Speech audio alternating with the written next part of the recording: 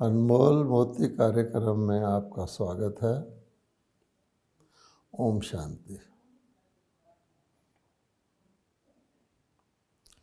कहा जाता है कि ज्ञान इतना विशाल है कि अगर सारी धरती को स्लेट बना लो, सारे पेड़ों को कलम बना लो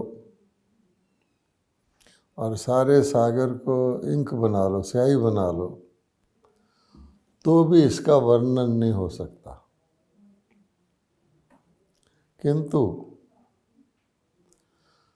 परमात्मा जो ज्ञान के सागर हैं, वो सागर को गागर में समा करके अपने बच्चों को ज्ञान देते हैं। और हमने सुना है, पढ़ा है कि सागर मंथन हुआ था और उसमें जो अमृत निकला, ज्ञान अमृत, उसका कलश देवी को मिला था। तो अब पुनः वही समय, सृष्टि चक्र जब रिपीट होता है, पूरा होता है, पुनरावृत्त होता है, तो वही ज्ञान सागर परमात्मा जो हैं बिंदु रूप निराकार शिव, लेकिन ज्ञान के सिंधु हैं, वो सिंधु को बिंदु में समाकर पुनः भारत की मातृशक्ति, भारत माताओं को ज्ञान का कलश देते हैं और वो फिर सारे मानवता को उसका वितरण करते हैं। इसीलिए वंदे मातरम और भारत माता की जय कहा जाता है।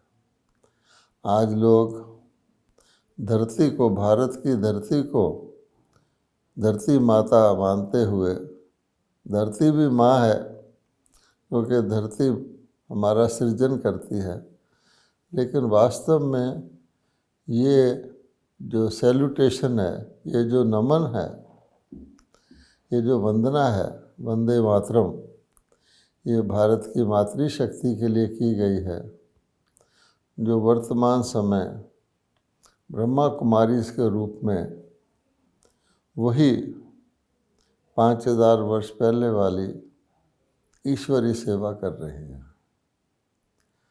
तो मैं ब्रह्मा कुमारी का 70 वर्ष का जिज्ञासु हूँ, सारा ज्ञान सुनता रहा हूँ। तो उस ज्ञान का जो सार रूप है, यानी उसको समेट करके जो एक आम व्यक्ति उसको समझ सके, आज मैं यही प्रयास कर रहा हूँ कि अपने देखने सुनने वाले भाई बहनों को उसे कुछ चंद बिंदुओं के रूप में आपके आगे रखूं। तो इसमें पहला बिंदु ये है, बहुत सोचने की लेकिन बहुत सहज बात है कि इस दुनिया के अंदर कोई भी वस्तु, कोई भी चीज़ अपने लिए नहीं बना हुआ है। यह है सिंपल सी बात, लेकिन बहुत ही रोचक और बहुत ही शिक्षाप्रद है कि इस दुनिया में कोई भी चीज़ अपने लिए नहीं बनी हुई है। इसके जानने से हमें ये जो मेरा मैं का ख्याल आता है, मैंपन, ये निकल सकता है। अब मैं आपको इसके उदाहरण देता हूँ। आप देखेंगे कि जहाँ से मैं बात कर रहा हूँ उस स्टूडियो में बल्ब जल रहा है, बिजली जल रही है। अब जब ये जो बिजली का बल्ब है, ये प्रकाश दे रहा है, लेकिन ये अपने को नहीं दे रहा है, दूसरों को दे रहा है। इसी प्रकार से जिस कुर्सी पर मैं बैठा हूँ, ये कुर्सी भी अपने लिए नहीं बनी है, लेकिन ये कुर्सी बैठने वालों के लिए बनी है। जिस ऐनक से मैं देख रहा हूँ, ये ऐनक भी अपनी रोशनी को सेट नहीं कर रही, आई साइट को, मेरी आई साइट को सेट कर रही है। अगर आप बाहर चले जाएं तो सूर्य है, तो सूर्य भी जो प्रकाश और गर्मी देता है वो स्वयं को नहीं देता, दूसरों को देता है। आप इस बात को दुनिया की किसी भी वस्तु के लिए टेस्ट कर सकते हैं। सार में कहें तो हम ये कहते हैं, मानते आए हैं कि पेड़ अपना फल नहीं खाते, पेड़ों का फल दूसरों के लिए होता है।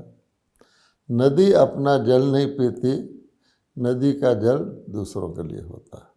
तो ये पहला बिंदु है, बड़ा सहज है, इसको हम अपने मन में धारण करके रखेंगे कि इसमें हमारा अहम भाव, मैं भाव एक प्रकार से समाप्त होता है। और दूसरा भी एक बहुत सहज बिंदु है, बहुत ही सहज है, लेकिन उसको जानना बड़ा आवश्यक है। वो ये है कि इस दुनिया में जितनी भी चीज़ें हैं, उनमें से हम किसी भी चीज़ के मालिक नहीं बन सकते, अर्थात उसको ओन नहीं कर सकते। ये नहीं कह सकते ये मेरी प्रॉपर्टी है, ये मेरा है। केवल उसको हम यूज़ कर सकते हैं, उसको प्रयोग करने का हमारा अधिकार है। आजकल जैसे हम प्राय समझते हैं कि किसी ने कोई मकान खरीद लिया, उसकी रजिस्ट्री करवा ली कोर्ट में जाके, अब वो कहता है कि ये मेरा मकान है क्योंकि मेरे नाम इसकी रजिस्ट्री हो गई, मैंने इसका पैसा अदा कर दिया। लेकिन वास्तविकता ये नहीं है। आप देखिए, मान लीजिए कि वो व्यक्ति उस मकान को किसी को किराए पर दे देता है। अब देखेंगे आप तो उस मकान का एक्चुअल यूज़र, उसका प्रयोग करने वाला, उससे सुख लेने वाला वो किराएदार है, वो मालिक मकान तो नहीं है। उसको तो थोड़ा पैसा मिल जाता है। और वही किराएदार मान लीजिए अगर उस व्यक्ति को किराया देना बंद कर दे, कोर्ट कचहरी में घसीट ले, तो वो व्यक्ति जिसने वो मकान बनाया है, ख़रीदा है, जो कह रहा है ये मेरा मकान है, ऐसी भी नौबत आ सकती है, वो सोचता है कि काश मैं ये मकान ना खरीदता, मैं तो इससे दुखी हो गया हूँ, रह कोई रहा है और वो मुझे इसका किराया भी नहीं दे रहा है। अर्थात उसका जो कुछ भी लाभ था वो उसके किराएदार को मिल रहा था, अर्थात वो उसको यूज़ कर रहा था। तो ये दूसरा बिंदु भी अति महत्वपूर्ण है, क्योंकि कभी कभी हम धोखे में रह जाते हैं कि ये चीज़ मेरी है, पर हम उसको प्रयोग करते ही नहीं। इसलिए इस दुनिया में जो आपने यूज़ कर लिया वो आपका, बाकी कुछ भी है वो आपका नहीं। उदाहरण के तौर पर आप किसी के पास बहुत भोजन खाने की साधन है, वो सारे शहर का भोजन खरीद के खा सकता है, लेकिन उसका कितना है आप देखेंगे उतना ही है जितना वो इंजेस्ट कर सके और डाइजेस्ट कर सके, जितना उसमें से वो सेवन कर सके, फिर सेवन ही नहीं बल्कि उसको हजम कर सके, बाकी उसका नहीं है। तो इससे भी पता लगता है कि आप केवल इस दुनिया में यूज़ करने के, प्रयोग करने के अधिकारी हैं। अपने आप को किसी चीज़ का मालिक समझना ये एक गलत फहमी है, क्योंकि ये जो रजिस्ट्री है ये तो कागज़ पर लिखी हुई एक पत्रा है। इस मकान के कारण रिश्तेदारों में, लोगों में झगड़े पड़ जाते हैं, हम सब बातें जानते हैं। तो दूसरा बिंदु यह है, आप इस दुनिया में आए हैं, चाहे आपका शरीर है, आपकी बुद्धि है, आपके साधन है, उसका प्रयोग करिए। इस धोखे में ना रहिए ये मेरे हैं और ये पड़े रहेंगे।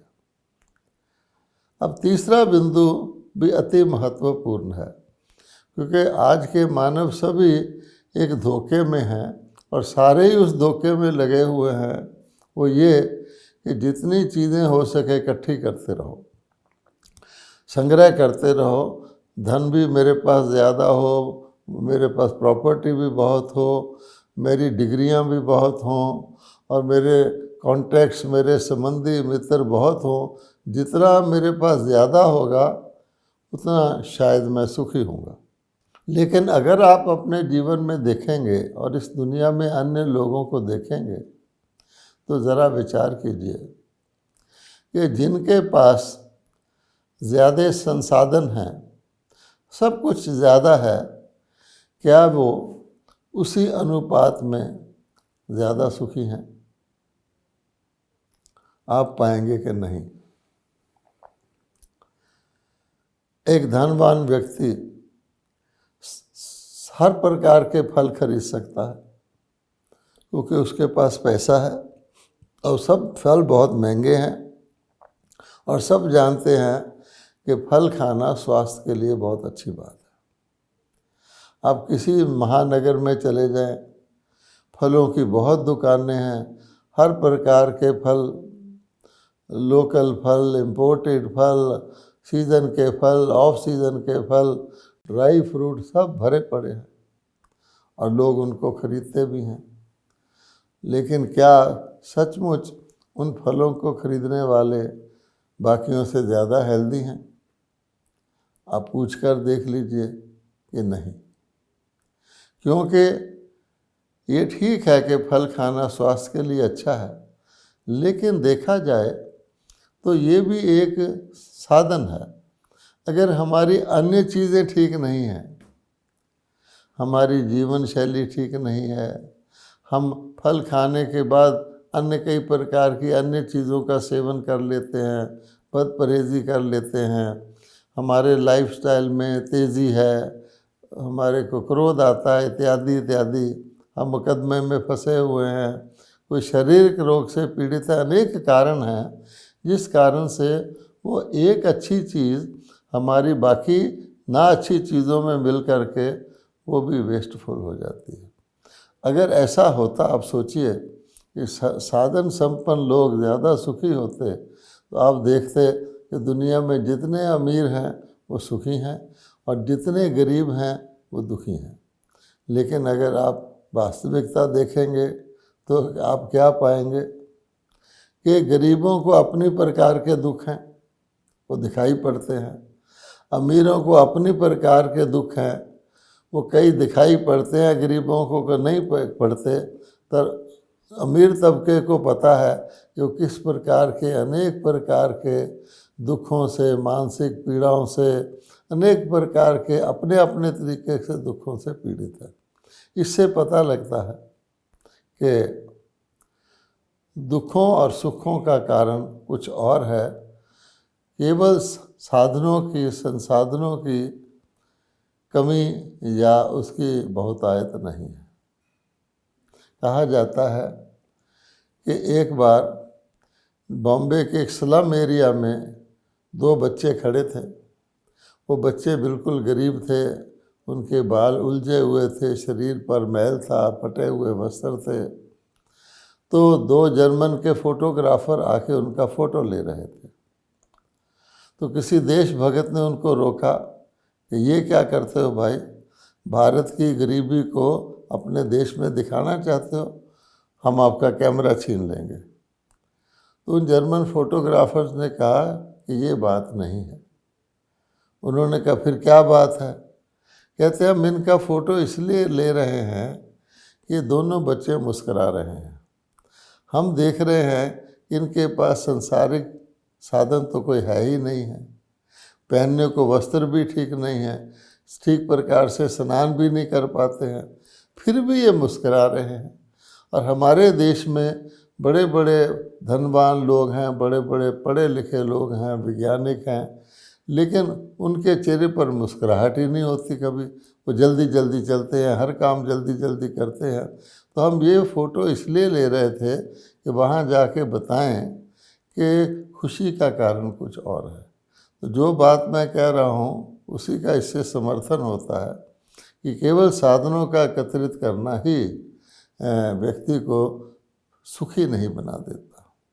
इसके बाद आप देखेंगे एक और इंटरेस्टिंग पॉइंट है, बिंदु है, वो ये है कि कोई भी चीज़ जो आपके पास है वो चीज़ आपको सुख भी दे सकती है और दुख भी दे सकती है। ये भी हमें ध्यान में रखना चाहिए। आपका बच्चा है, बेटा है, वो आपकी इज्जत को मिट्टी में भी मिला सकता है और आपकी इज्जत को बढ़ा भी सकता है। ऐसे भी बच्चे होते हैं, लोग उनको देखकर खुश हो जाते हैं और पूछते हैं ये किसकी संतान है। और ऐसे भी होते हैं जो कि माँ बाप को भी शर्मिंदा करवा देते हैं। माँ बाप उनकी ओर से जाके थाने में पेशी भुगत रहे होते हैं, माफ़ी मांग रहे होते हैं। अब है तो वही बच्चा, लेकिन वही बच्चा व्यक्ति को सुख भी देता है, दुख भी देता है। इसी प्रकार के मान लीजिए किसी के पास ज्वेलरी है, जेवर हैं।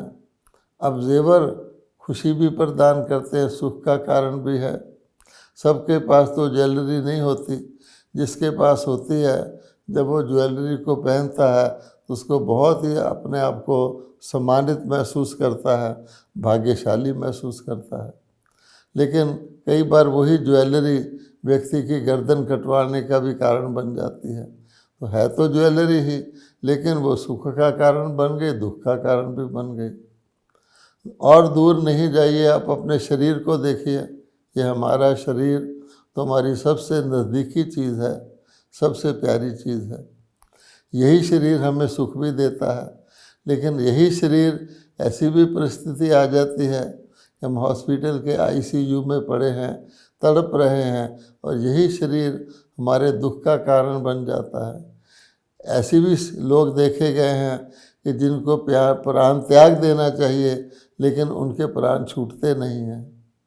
तो कहने का भाव ये, आप दुनिया की कोई भी चीज़ ले लें, वो वही चीज़ आपको सुख भी दे सकती है, दुख भी दे सकती है।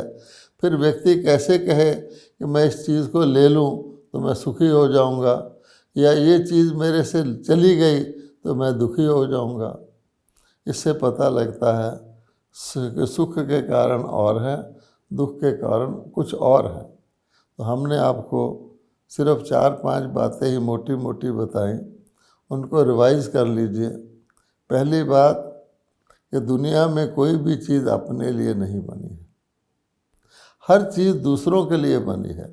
जब वो दूसरे के काम आती है तो उसकी अपनी उपयोगिता भी बढ़ जाती है और उसको काम आने के बदले में कुछ प्राप्ति होती है। अगर कुर्सियों गोदाम भरा पड़ा है, कुर्सियों की कोई वैल्यू नहीं है, लेकिन कोई कुर्सी किसी के काम में आती है, उस पर कोई बैठता है, तब वो कुर्सी काम में आती है। यानी कुर्सी अपने लिए नहीं बनी, हमने आपको बताया है।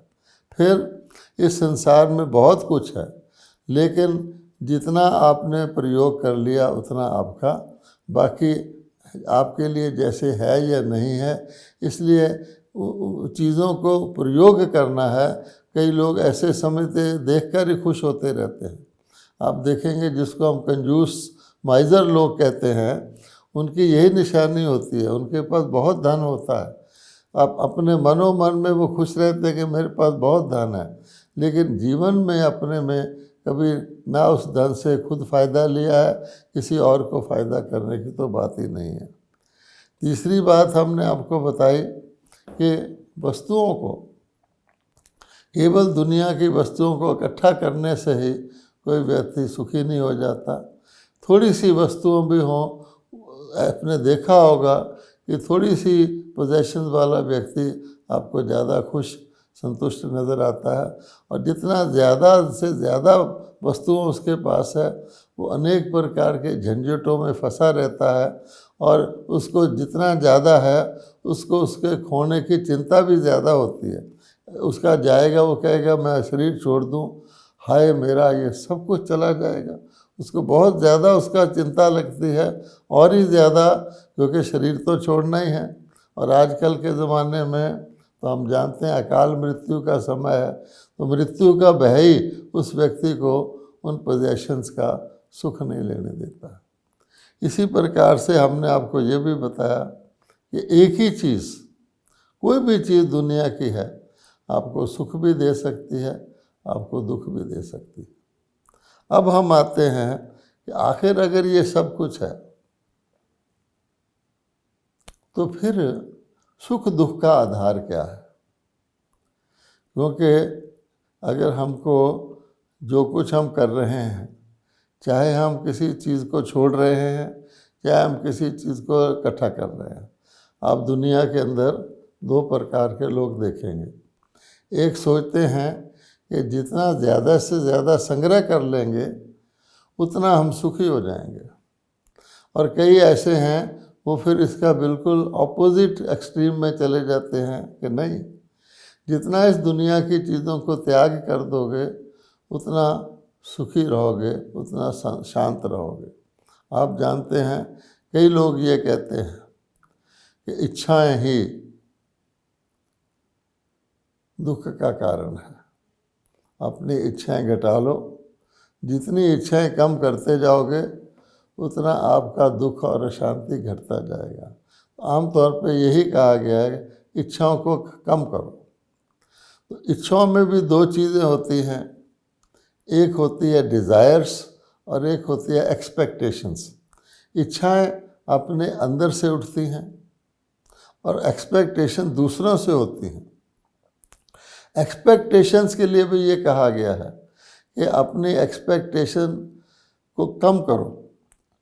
जैसे कि कोई माँ बाप हैं, वो अपनी संतान की पालना करते हैं, तो उनके अंदर एक एक्सपेक्टेशन रहती है कि जब हम वृद्ध हो जाएंगे हमारी भी पालना हमारी संतान करेगी। आजकल आप ज़्यादातर देखते हैं कि ऐसा नहीं हो पाता है, तो फिर क्या करते हैं, कहते हैं देखो हमने इनको पाल पोस कर बड़ा किया, लायक किया, अब यही हमारे बच्चे जो हैं हमारे को सपोर्ट नहीं कर रहे, हमें ओल्ड एज होम में डाल रहे हैं, आदि आदि सब लोग जानते हैं।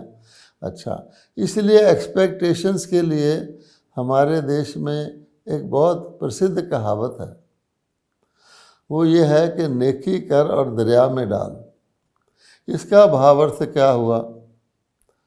तो आप देखेंगे इसका भावार्थ यही है, आप किसी के कोई अच्छा कर्म करते हैं फिर उससे उसके फल की उम्मीद नहीं रखिए। गीता में भी कहा गया है कि तुम्हारा कर्म करने का अधिकार है, तुम्हारा फल का ऊपर अधिकार नहीं है। ऐसा नहीं है कि कोई कर्म करता उसका फल नहीं आता। कर्म का फल आना तो अवश्यम भावी है, लेकिन फल देखकर कर्म करना कि इससे मुझे ये फ़ायदा होगा, ये प्राप्ति होगी तब मैं कर्म करूं, तो वो कर्म कोई श्रेष्ठ कर्म नहीं कहलाता है। तो कहने का भाव ये है कि कर्म करेंगे, आपका फल ज़रूरी नहीं है जिसके साथ आपने कर्म किया वही आपको देगा, लेकिन उसका फल आपको अपने आप मिलेगा। श्रेष्ठ कर्म का श्रेष्ठ फल मिलता है और उल्टे कर्म का खराब फल भी मिलता है। अब हम इस बात पे आते हैं कि आखिर ऐसी कौन सी चीज़ है जिससे आपका सुख और दुख जिस पर आधारित रहता है।